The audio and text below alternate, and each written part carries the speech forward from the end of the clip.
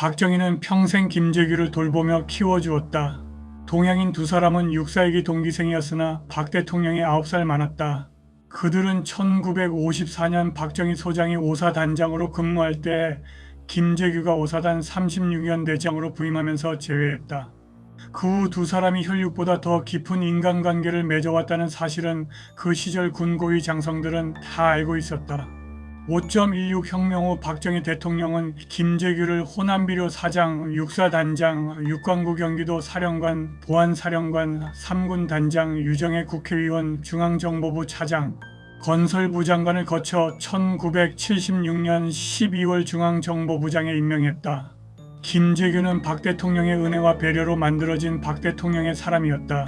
김재규는 중앙정보부장에 임명되자 자신이 박정희 체제를 떠받치는 중요한 기둥임을 새삼 깨달았으나 그는 무능하고 부패했다.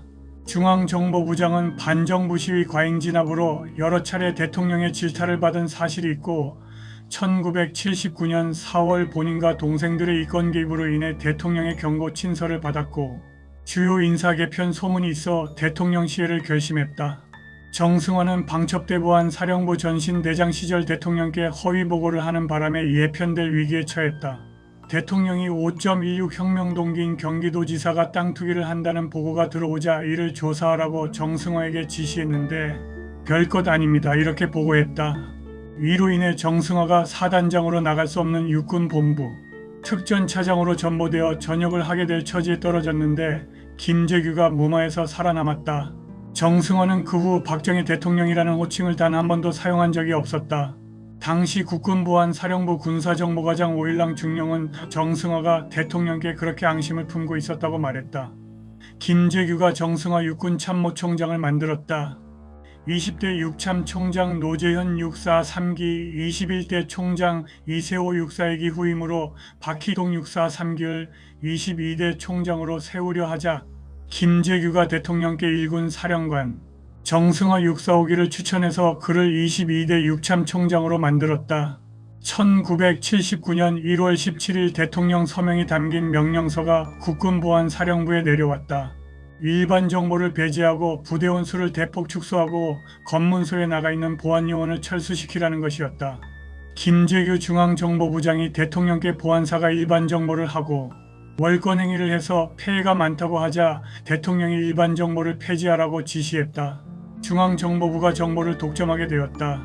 차지철이 경호실 내에 정보체계를 만들어 정보활동을 했고 이로 인해 김재규와 차지철의 알력이 불거졌다. 1979년 3월 보안사령관 진종채 중장이 2군 단장으로 영전에 갔고 1사단장 전두환 소장이 보안사령관으로 부임했지. 보안사령관은 삼성 장군이 보임되는 자리이므로 이것은 매우 이례적 인사였다. 보안사령관 진종채 중장의 후임으로 김재규는 문홍주 중장을 추천했고 노재현 국방장관은 1사단장을 하고 있는 전두환 소장을 추천했다. 노재현이 전두환을 추천한 것은 본인의 자의가 아니라 대통령의 지시에 따른 것이었다. 전두환 사령관의 부임으로 침체된 보안사령부의 혁신이 일어났다. 구태의연한 조직이 허삼수 인사처장의 개혁으로 활기를 찾았다. 전 사령관이 대통령을 독대해서 각하께서 일반 정보를 하지 말라고 하셔서 각하께 보고할 것이 하나도 없습니다. 보안부대원들이 다방이나 길거리나 열차에서 정보를 얻는데 대통령께 참고가 될 자료가 있어도 보고를 하지 못하고 있습니다. 이렇게 하자 대통령께서 그럼 그걸 정리해서 보고를 하면 되지 않느냐 했고 전 사령관이 네 그럼 그렇게 하겠습니다. 이렇게 되었다. 대통령이 김재규 부장에게 내가 그렇게 하라고 했다고 말하라고 전 소장에게 지시했다. 그 후 소위 견문정보보고라는 것이 생겼다. 이로 인해 침체된 보안사령부가 활력을 찾았다. 그러나 견문정보로는 중앙정보부장의 대통령 시해 계획을 사전에 감지할 수 없었다.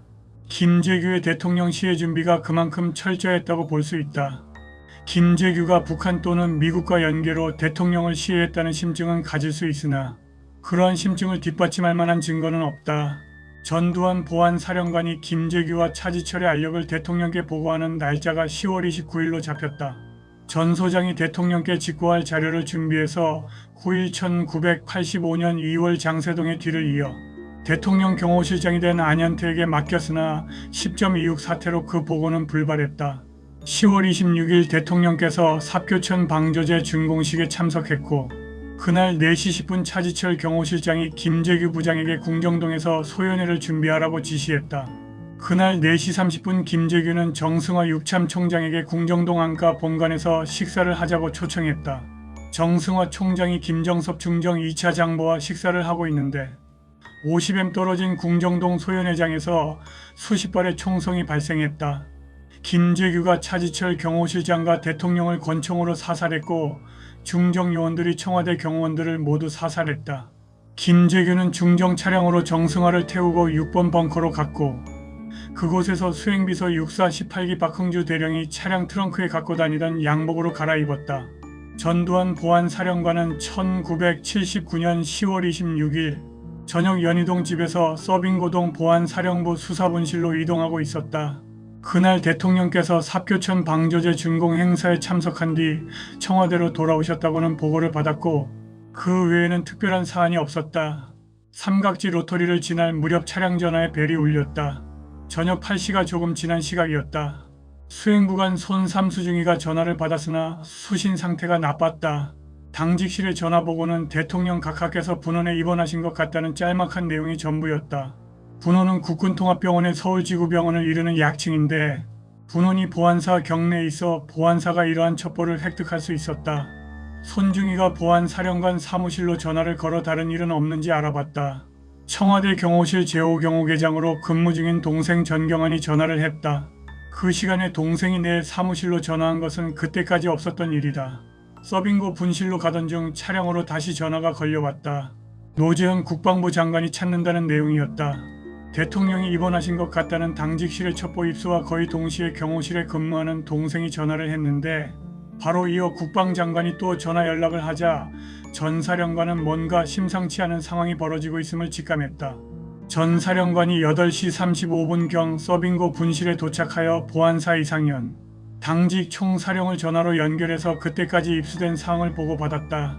그날 저녁 8시 5분경 국군통합병원 분원 정문에 대통령 전용차가 도착했고 대통령 비서실장이라는 사람이 신분을 밝히고 문을 열라고 해서 위병이 열어주었다. 분원 현관에 도착한 대통령 전용차에서 비서실장이 누군가를 업고 분원 안으로 들어갔다. 10분쯤 후에 정문으로 걸어나온 비서실장은 위병에게 아무도 들어가지 못하도록 통제하라는 지시를 하고는 청와대 쪽으로 갔다. 보안사가 알 수 있는 것은 거기까지가 전부였다. 대통령과 가족이 분원에 오게 되면 분원 전체가 대통령, 경호실의 통제 아래 놓이기 때문에 같은 경내에 있어도 보안사 요원들은 접근할 수 없다. 엎혀 들어간 사람이 누구인지 상태는 어떤지 확인할 길이 규칙상 막혀 있었다. 대통령 비서실장에게 엎혀 대통령 전용차에서 나와 분원으로 들어간 사람은 누군가? 비서실장도 대통령이 타지 않으면 대통령 전용차에 탈 수 없기 때문에 비서실장에게 엎혀 분원으로 들어간 사람이 대통령일 것이라는 추론은 가능했다.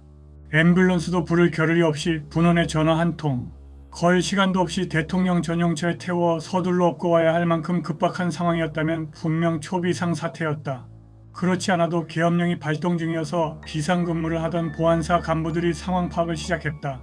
대통령 신변에 중대한 변고가 있다는 징후라면 1분 1초라도 신속히 상황을 파악해야 했기 때문이다. 경호실장과 직접 통화를 시도했으나 전화 연결이 되지 않았다. 경호실은 실장님은 행사에 나가신 후 아직 돌아오시지 않아 통화할 수 없다는 말만 되풀이했다. 경호실장이 행사에 참석 중이라면 대통령을 수행하고 있어야 하는데 대통령 전용차가 분원에 올 때 어째서 경호실장은 보이지 않았는가? 경호실장뿐만 아니라 단 한 대의 경호 차량도 호위하고 있지 않은 상황에서 분원에 입원한 사람이 대통령이 맞다면 경호실 자체가 무력화된 상황이 빚어진 것이 아닐까 하는 생각이 들었다.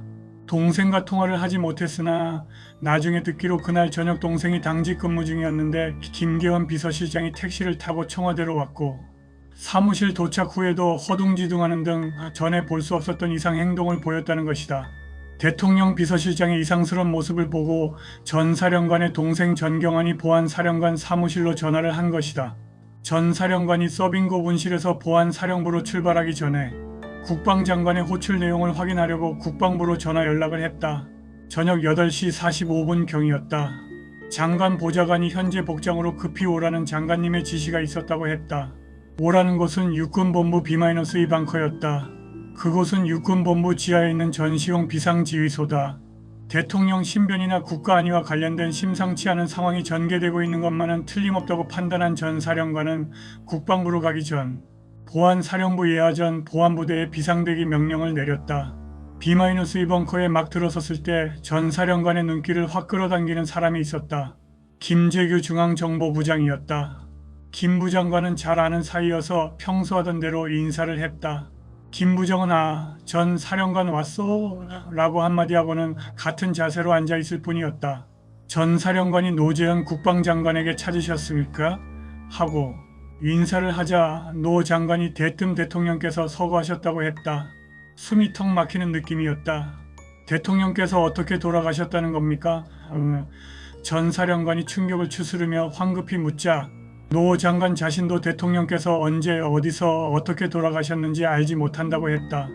국가의 모든 정보를 장악한 중앙정보부장이 와 있고 국방장관과 군 수뇌들이 다 모였는데 국가원수의 죽음이라는 엄청난 사실에 대해 아무것도 알 수 없는 상황을 어떻게 받아들여야 할지 캄캄하기만 했다. 정승화 육군 참모총장이 가장 바쁘게 움직이고 있었다. 그는 여기저기 분주히 오가며 전화기를 번갈아 바꿔 들고 어딘가에 지시를 내리고 있었다. 김재규 부장하고도 대화를 주고 받는 모습이 보였다. 전 사령관은 육군 참모총장이 관할하는 6번 벙커에 국방장관 이하 군 수뇌들이 모여있고 또 정승화 총장의 모습에 비추어 볼 때 정 총장은 대통령의 죽음과 관련해 좀 더 상세한 정보라도 갖고 있는 것이 아닐까 하는 생각이 들었다. 전 사령관을 호출한 노 장관은 대통령 서거라는 말만 전해주곤 더 이상 무슨 지시를 하거나 임무를 주지 않았다. 그 시점에서 노 장관은 대통령 서거가 저격에 의한 피살이라는 사실을 모르고 있었다. 정승화 총장은 그때 저격범이 누군지는 몰랐다고 하더라도 대통령이 누군가의 저격에 의해 사망한 것이라는 사실은 알고 있었으나 상관인 노재현 국방장관에게 그 사실을 알리지 않고 있었다. 전 사령관은 그곳에 더 머물러 있을 필요가 없다고 판단했다. 상부의 지시나 임무 부여가 없다 하더라도 대통령 서거 사실을 알게 된 이상 보안사령관으로서 할 일을 해야 한다고 생각했다. 대통령의 죽음에 쿠데타나 국가전복의 혐의가 한 자락이라도 게재되어 있다면 그것을 찾아내야 할 임무가 보안사령관 전두환 소장에게 있었다. 보안사령부의 기본 임무 가운데 하나가 대전복 임무였다. 밤 9시 30분경 전 사령관은 사무실로 돌아와 군복으로 갈아입었고 우국일 참모장이 병원장 김병수 준장과 인터폰으로 통화한 사실을 알았다.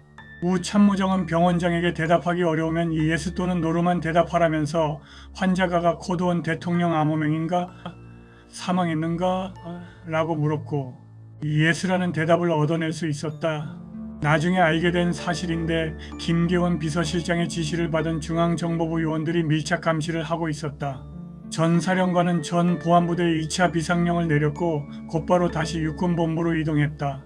그 시점에 상황이 전개되고 있는 곳은 육군본부였고 그곳에 전 사령관의 직속 상관 노재현 국방장관도 머물고 있었다. 장관의 지시를 받고 임무를 수행하기 위해서 전 사령관의 위치는 육본에 둬야 했다. 전 사령관이 육본에 있는 보안부대에 임시지휘소를 설치했다. 그러한 결정으로 그 후의 상황 전개에 기민하게 대처할 수 있었다. 육군본부로 떠나기 전에 전 사령관이 계엄령과 위수령이 발령된 부산, 마산 지역에 파견 나가 있던 이학봉 수사과장에게 즉시 서울로 오도록 지시했다. 아울러 임시지휘소 인력을 보강하려고 정도영 보안처장과 오일남 군사정보과장을 대동했다. 위로부터 2-3시간 후 보안사 수사관들이 김재규 체포, 연행과 초동 수사에 즉각 투입되었는데 그러한 조치가 큰 도움이 되었다. 6본 보안부대장실에 도착한 시각은 밤 10시 20분경이었다. 전 사령관이 그날 저녁 박정희 대통령의 동선을 파악하려고 했으나 전혀 파악이 되지 않았다. 그러나 보안사는 경호실과 접촉하는 과정에서 그날 저녁 청와대 인근에서 수십 발의 총성이 울렸다는 첩보가 경호실 당직계통에 보고된 사실을 확인했다. 전 사령관이 10시 30분경 다시 6번 벙커로 갔다. 군 지휘부 외에 최규하 국무총리와 몇몇 국무위원이 있었고 김계원 대통령 비서실장과 유혁인 정무수석도 보였다. 최규하 총리와 국무위원들은 김계원의 권유에 따라 그곳으로 왔다. 김계원이 대통령 시신을 국군서울지구병원에 안치해 놓은 뒤 곧바로 청와대로 돌아와 최규하 총리를 전화로 호출했다. 김계원은 비서실장실에서 최 총리에게 김재규 부장과 차지철 실장이 싸우다가 김 부장이 잘못 쏜 총에 각하가 그만 위라고 했고 최 총리가 대통령 권한 대행이 된다는 헌법 규정을 상기시면서 비상계엄을 선포해야 한다는 말도 덧붙였다. 이렇게 최규하 총리는 분명히 김계원 비서실장과 함께 6번 벙커로 가기 전에 대통령의 서거 사실을 알고 있었던 것이다. 밤 9시경 6번에 있는 김재규 부장이 청와대에 있는 김계원 실장에게 전화를 했다. 김 부장은 비상계엄령 선포를 서둘러야 했고 계엄령을 내리려면 국무회의 의결이 필요했다. 국무회의 소집이 시급해진 김재규는 정승화 총장과 얘기를 나눈 뒤 청와대에 있는 김 실장에게 전화를 해서 총리, 국무위원 모두 함께 6번으로 오시오라고 말했다. 처음에는 김계원이 김재규에게 총리가 청와대에 계시니까 청와대로 오라고 했다. 그러나 김재규가 형님 이리로 오시오. 다 끝냈는데 거기 뭐 타러 갑니까? 여기 다 모여있느니 국무총리 모시고 이리로 오시오. 육군 참모총장도 국방장관도 모두 여기 있습니다고 재차 요구하자 김계원이 김재규의 말을 그대로 전하면서 최 총리에게 김재규 부장이 경호실이 무서워서 이곳으로 오지 못하는 모양이니 6번으로 가시죠라고 하자 최 총리는 별달리 망설이는 모습 없이 6번으로 향했다. 최 총리 일행이 6번에 도착한 시각은 밤 9시 30분경이었다. 최 총리는 6번으로 가기 전 김계원으로부터 김재규가 대통령을 시해한 사실을 전해 들었음에도 불구하고 천연덕스럽게 옆에 앉아있는 김재규에게 어떻게 된 일인지 물었고 김재규는 지금 대통령의 유고입니다. 2-3일간 보안을 유지하고 가게를 열어 계엄을 선포해야 합니다. 라고 대답했다. 김재규는 총리와 함께 6번 벙커로 들어온 김계원을 화장실로 데려가 우선 계엄령을 선포해 사태를 장악하고 계엄사 간판을 군사혁명위원회로 바꿔 달아 군사혁명으로 가야 하니 우선 국무회의를 열도록 요구하면서 대통령 서거 사실에 대해서는 함구하라도 단단히 일러뒀다. 김계원은 최규하에게 계엄령 선포를 위한 국무회의 개최를 건의했고 최규하는 국무회의 소집을 지시했다. 최규하 일행이 6번 벙커에 도착한 지 1시간쯤 지난 밤 10시 30분경이었다. 그러나 국무회의는 열리지 않았다. 국무위원들에게 연락이 닿지 않아 정족수를 채울 수 없었다. 6번 벙커가 너무 협소해서 최 총리가 국방부로 옮겨간 뒤 국무위원 대부분이 모여 이제 국무총리가 개의만 하면 국무회의가 열리게 되고 계엄령이 선포될 참이었다. 전 사령관은 상부로부터 아무런 지시나 통보가 없어 국방부 보안부 대장실에 들렀고 최 총리와 국무위원들이 국무회의를 열려고 국방부 회의실로 이동해 있다는 보고를 받았다. 전 사령관은 국방장관 보좌관 김양래 준장방으로 갔고 조 장군으로부터 최 총리와 국무위원들 그리고 김재규 사이의 계엄령 선포 사유를 둘러싸고 심각한 의견 대립이 있어 국무회의가 쉽게 열리지 못하고 있다는 소식을 전달받았다. 밤 11시가 지나 최 총리가 국무위원들이 국방부 회의실로 옮겨 국무회의를 열었으나 순조롭게 진행되지 않았다. 김재규는 대통령이 유고라는 말만 되풀이했다. 공식 회의석상에서 책임있는 당국자가 대통령 유고를 언급한 것은 그때가 처음이었다. 신현학 부총리, 김치열 내무장관, 김성진 문공부 장관 등이 유고의 내용을 물었고 그것이 밝혀지지 않으면 계엄령을 선포할 수 없다고 따졌다. 김재규는 유고의 내용을 밝히지 않았고 심지어 비상계엄 선포 사유를 대통령의 유고라고 밝히면 안 된다고 주장했다. 그는 대통령 유고를 밝힐 필요 없이 그냥 국가비상사태라고 하면 된다고 주장했고 또 소련에서는 브레즈네프의 사망 사실을 일주일 이상 발표하지 않고 보안을 지켰는데 우리도 3일간 보안을 지키지 못할 이유가 없다면서 보안을 유지해야 한다고 주장했다. 국무위원들은 소련의 경우 대외 발표에는 브레즈네프의 사망 사실을 밝히지 않았으나 주요 직책에 있는 사람들은 그 사실을 알았을 것 아닌다. 보안을 지킬 땐 지키더라도 먼저 대통령 유고의 내용을 확인해야겠다. 그러고 난 후에야 계엄령을 의결할 수 있는 것 아니냐고 못을 박았다. 국무회의 개최까지는 성공한 김재규 부장과 김계원 실장은 계엄령 선포를 앞둔 시점에서 상황이 그렇게 반전되리라고는 예상치 못했을 터였다. 국무회의를 열어 계엄령을 의결 선포하고 계엄 사령부를 군사혁명위원회로 만들어 속전속결로 권력을 장악하려고 했던 김재규의 치명적 순간이 닥쳐왔다. 김계원 비서실장이 김재규가 대통령을 시해한 범인이라는 사실을 털어놓기로 마음을 정한 것은 바로 그때였다. 계엄 선포를 위해 소집된 국무회의가 계엄 선포 사유를 밝히라는 일부 국무위원들의 요구로 인해 자초되자 김계원이 김재규의 쿠데타 기도가 성공할 수 없다고 판단한 것이다. 김계원이 회의실을 슬며시 빠져나와 장관 보좌관실로 가서 장관 보좌관에게 장관과 육참 총장을 급히 불러오라고 지시했고, 장관과 총장이 들어오자 김재규가 대통령을 시해한 사실을 밝혔다. 김재규가 지금 권총을 갖고 있으니 조심하라는 말도 덧붙였다. 밤 11시 30분경이었다. 전 사령관은 조양래 장군을 만난 뒤 다시 6번 보안부 대장실의 임시지휘소로 내려왔고, 국방장관이 그를 찾았다는 소식을 들었다. 전 사령관이 장관실로 향하는 복도에서 노 장관을 만났다. 그는 전 사령관의 귓가에 대고 각하를 시해한 사람이 김재규인 것 같다고 속삭였고, 내가 정승화 총장에게 지시해 놓았으니 정 총장의 지침을 받아 김재규 부장의 신병을 확보하라고 지시했다. 전 사령관이 노 장관의 지시를 받고 즉각 정승화 총장을 만나러 6번 벙커로 내려갔다. 전 사령관이 장관님 지시 받고 왔습니다고 하자 정 총장이 무슨 지시를 받았어? 하고 물었다. 전 사령관이 총장님의 지침을 받아 김재규 부장의 신병을 확보하라는 지시를 받았습니다 라고 하자 정 총장이 김재규 부장의 신병을 확보하시오라고 지시했다. 그러고는 정동 안가로 정중히 모시라는 말을 덧붙였다. 전 사령관은 정 총장의 지시 내용이 노 장관의 지시와 다르다는 것을 느낄 수 있었다. 노재현 장관의 지시는 김재규가 대통령을 시해한 범인이라는 혐의가 있으니 체포하라는 것이었다. 그런데 정 총장은 김재규가 대통령 시해범이라는 사실에 대해서는 언급하지 않았고, 신병을 확보해서 보안사 정동 안가에 정중히 모시라는 것이었다. 보안사는 간첩이나 군 내부의 보안 사범을 취조할 때 서빙고동 수사본실로 데려간다. 정동 안가 현재는 폐쇄는 보안 사령관이 은밀히 만나야 할 사람이 있을 때 주로 이용하는 장소로 카페트가 깔린 응접실을 갖춘 곳이었다. 전 사령관은 백령도를 포함 전국의 모든 보안부대를 찾아다녔지만 정동 안가에는 가본 적이 없었다. 보안사령부의 전신 방첩부대장을 지낸 정승화가 정동 안가를 기억해내고 김재규를 데리고 갈 장소로 지정해 주었던 것이다.